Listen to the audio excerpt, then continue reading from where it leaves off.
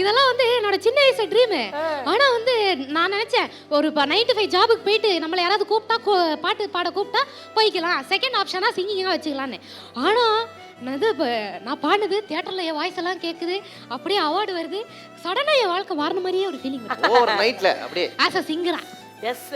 And அதுவும் அந்த water packet பாட்டை மலையாளத்துல நம்ம சிவாங்கி தான் பாடியிருக்காங்க அப்படின்னும் போது அதுல இன்னும் பெருமை எங்களுக்கு. சிவாங்கி மலையாளத்துல 2 லைனு அடிப்பொலி எடுத்த மலை பறையும்.